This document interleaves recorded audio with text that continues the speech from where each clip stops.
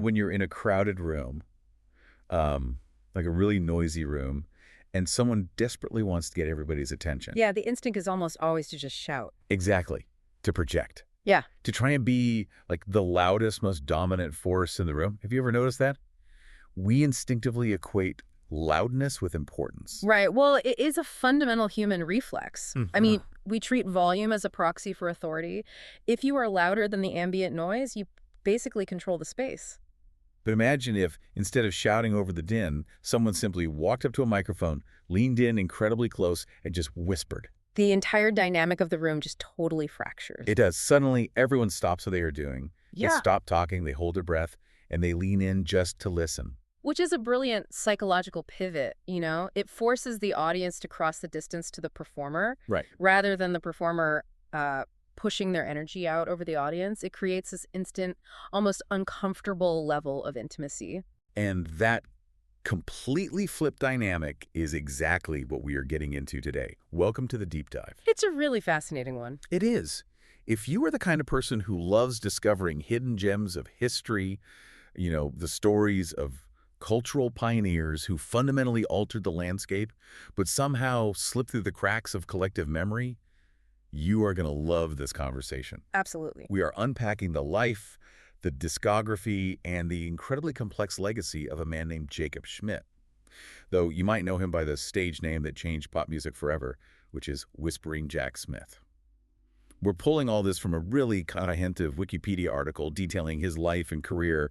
And, okay, let's unpack this. So, to really grasp the magnitude of what Jack Smith accomplished, we can't start with the whisper. Right. We actually have to look at the era he was born into, which was an environment that was, frankly, actively hostile to quiet things. Yeah, let's set the stage here. Yeah. Because he wasn't born a superstar, and he certainly wasn't born with a microphone in his hand. Not at all. He was born Jacob Schmidt on May 30th, 1896, right in the Bronx, New York, the youngest son to his parents, Charles Henry and Anna. Just a normal upbringing. Exactly. And by the time he was a teenager, around 1915, he began his professional career singing with a local quartet at a theater in the Bronx. And we are talking about the absolute peak of the vaudeville era here. Yeah. And the defining characteristic of a vaudeville singer at that time was sheer, unadulterated vocal power. Right. Let's actually dig into why that was. Well, yeah. Because today, we are so used to digital amplification that we totally forget the physical reality of a 1915 theater. Oh, consider the acoustic environment of a vaudeville house. You have these massive cavernous rooms. With zero electronic amplification. Zero. And you are performing on a bill with jugglers, comedians, animal acts. The crowd is rowdy. They're drinking. They are talking. Yeah, they're not sitting quietly. No. Yeah. So if you are a singer standing on that stage, your voice physically has to travel from your vocal cords, cut through the noise of 1,000 people, and literally hit the brick wall at the back of the theater. Which requires an immense amount of athletic stamina. Your instrument is your diaphragm and your lung capacity. It's purely physical. And this brings us to a fascinating piece of historical record from June 5th, 1917. It's a World War I draft registration card filled out at a precinct in the Bronx. Okay. He's 21 years old. He's single. His mother, Anna, is listed as his only dependent. Right. And the registrar notes that he is a Caucasian male, tall, with a medium build, blue eyes, and brown hair. So a completely healthy, able-bodied young man at the starting line of his adult life. Exactly. And under his occupation, it says theatrical singer, working for the McLaughlin Agency out of Pittsburgh. Okay, wow. Under his place of employment, he wrote, traveling in theaters. He signs it Jack Schmidt. You can see the trajectory so clearly. He's a traveling theatrical singer. His lungs are his livelihood. But then comes the pivot. Right, the global event that just shatters his physical reality. Yeah, he is drafted into World War I, and during his service in Europe, he is subjected to the horrors of trench warfare. It's awful. So specifically, a gas shell explodes in his immediate vicinity. I want to pause on the gravity of that for a second. Surviving a gas attack isn't just a matter of walking away with a scar. No, not at all. The chemical agents used in those shells literally burn and scar the alveoli in the lungs. It destroys the tissue's elasticity. It's like a modern virtuoso guitarist permanently losing the fine motor dexterity in their hands due to a catastrophic accident. That's a great way to put it. For a traveling stage singer in 1918, losing your lung capacity was an absolute career death sentence. Because the physical mechanics of singing loud vaudeville numbers, taking in a massive volume of air and expelling it with controlled, sustained force, were biologically no longer available to him. Yeah. He was fundamentally broken for the job he'd trained to do. Which presents him with an existential crossroads. Mm-hmm. The logical next step for anyone in that position would be to quit, to move into accounting or retail or literally anything that doesn't require shouting into a theater. Sure. But he doesn't quit. He comes back to New York and he adapts. And that adaptation is the crux of his entire legacy. Stripped of his ability to project, he is forced to develop this highly unique, half-singing, half-talking vocal style. Wow. He essentially leans into his limitation. So after the war, around 1918, he manages to stay adjacent to the music business. He gets a job as a song plugger for the Irving Berlin Music Publishing Company. Right. And for those who might not know, a song plugger was essentially a human jukebox. Before you could just stream a track, publishers sold sheet music. Yeah, pluggers would sit at pianos in department stores or music shops. Just playing the publisher's new tunes all day long so customers can hear how they sounded before buying the sheet music. It was grueling, unglamorous work, but, it kept his fingers on the keys and kept him steeped in the popular melodies of the day. And it positions him perfectly for the turning point.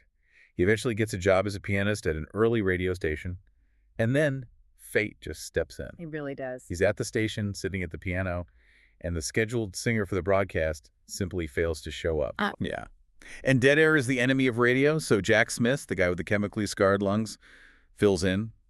He steps up to the microphone and does his breathless, half-singing, half-talking routine. And it was an immediate revelation for the listeners. Here's where it gets really interesting, and I have to challenge the narrative a little bit here. Okay, go for it.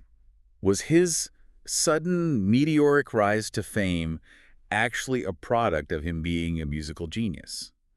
Or was he just a guy who got incredibly historically lucky that the radio microphone was invented at the exact moment his lungs gave out? That's a very fair question. I mean, think about it. If he had tried this quiet whisper in a 19th century theater, he would have been booed off the stage. Nobody would have heard him. Well, I will absolutely defend his musicality. You don't stay at the top of the charts for years just on a gimmick. He had an innate jazz-adjacent sense of rhythm and phrasing that was brilliant. Fair enough. But to your point, you are entirely correct about the technology. Without the invention of sensitive early microphones, his career never happens. Yeah. What's fascinating here is the collision between biology and technology. Early radio fundamentally changed the acoustic environment of entertainment. Let's look closer at that. How did early microphones actually change the game? So early radio utilized carbon microphones, and they were incredibly sensitive to loud noises. Okay. If a traditional vaudeville singer stepped up to an early radio mic and belted out a tune the way they would in a theater, the acoustic pressure would physically overload the microphone. Oh, so it just couldn't handle the volume. Exactly. It caused terrible distortion and static. The technology practically begged for a softer touch. Furthermore, consider the listener's environment. Right. They're at home. The audience is no longer a rowdy crowd of 500 people. The audience is a family of 4 sitting quietly in their parlor, listening to a wooden box. A booming theatrical voice can actually sound abrasive when it's coming out of a speaker 2 feet away from your armchair. Precisely. Smith's forced limitation, his absolute inability to sing loudly, became the exact acoustic quality the new medium demanded. That is wild. When he whispered into that carbon microphone, it didn't distort. It sounded velvety. It felt like he was sitting in the room with you, speaking directly to you. Reviewers of the time were completely blown away by this. We have quotes from critics who praised his epitome of understatement. Yeah. They described his sound as having a disarmingly intimate, polite, and velvety smooth delivery. It was a total paradigm shift. It really was. He eventually transitioned back to live vaudeville stages, but he brought that radio intimacy with him.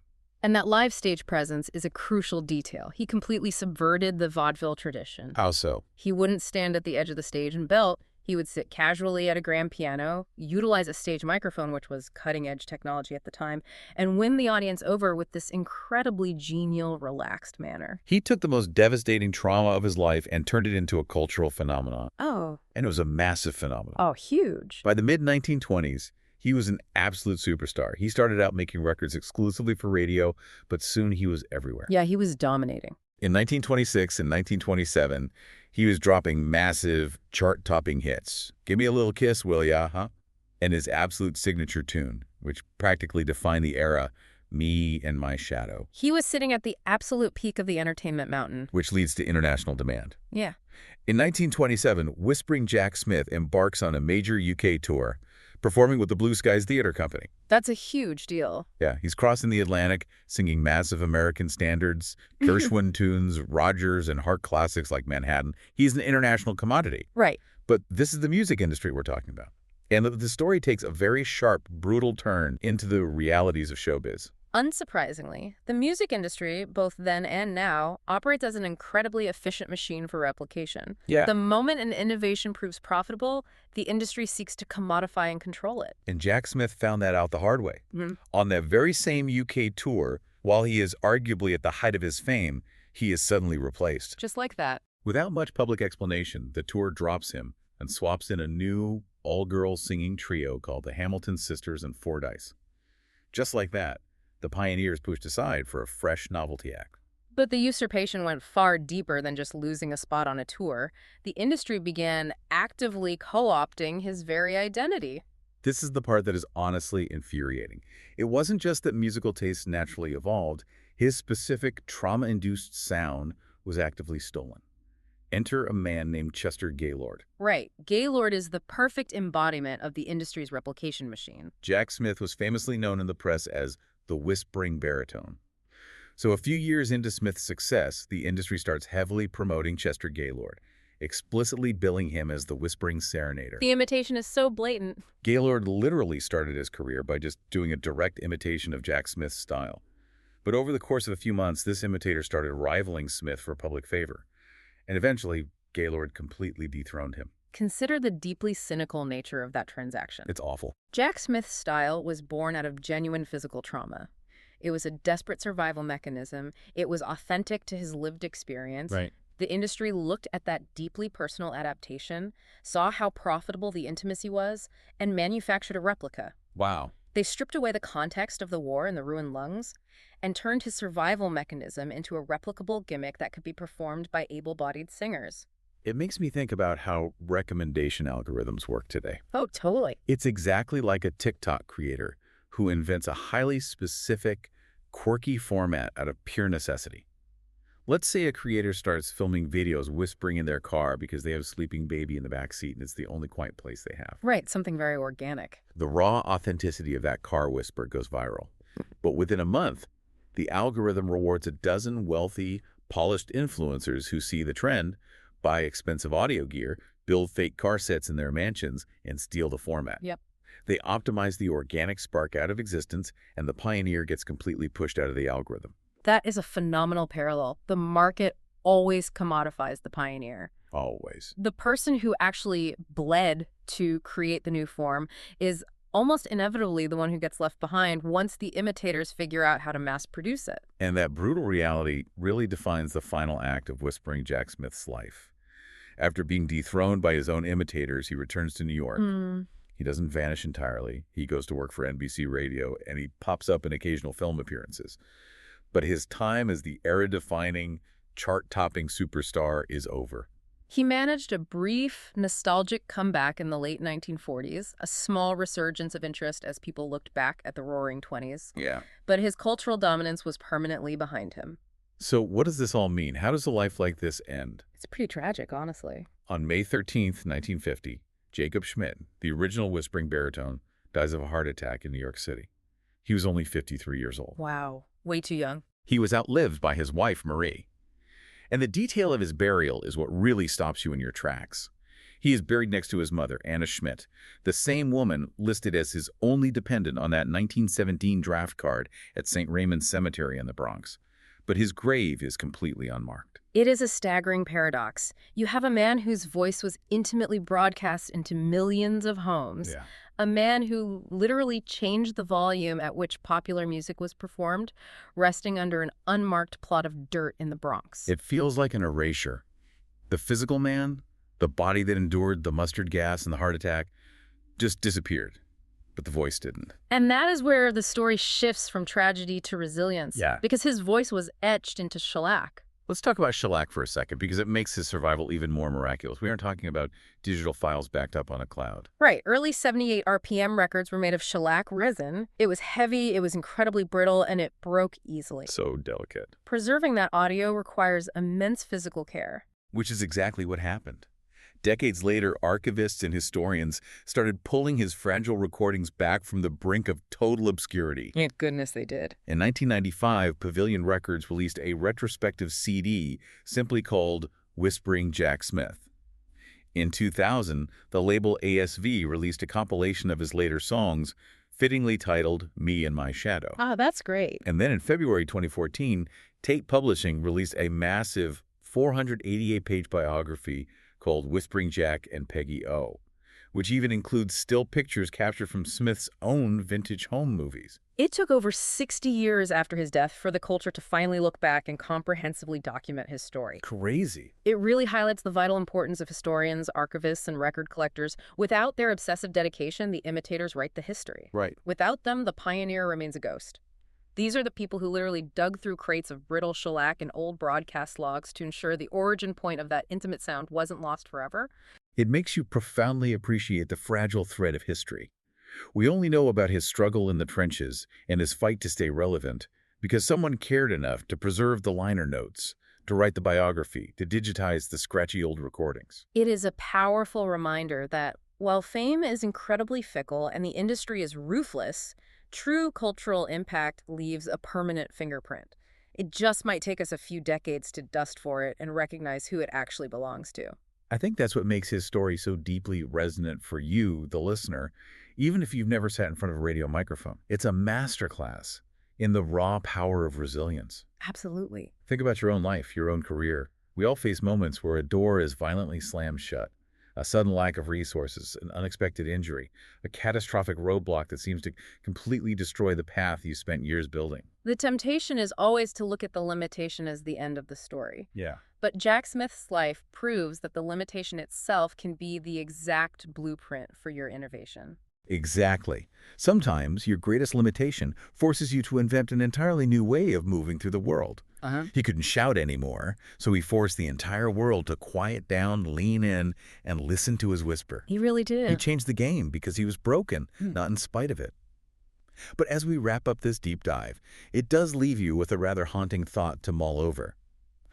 We started this whole conversation by talking about the power of a whisper in a crowded room. Right. Jack Smith whispered, and the 1920s leaned in. But then the industry moved on, the room got loud again, and he was buried without a headstone, only to be rescued by archivists half a century later. Yeah. You wonder, if a massive chart-topping star who fundamentally shifted the acoustic reality of pop music could end up in an unmarked grave, how many other foundational cultural pioneers are out there right now, resting in total obscurity, just waiting for someone curious enough to unearth their story?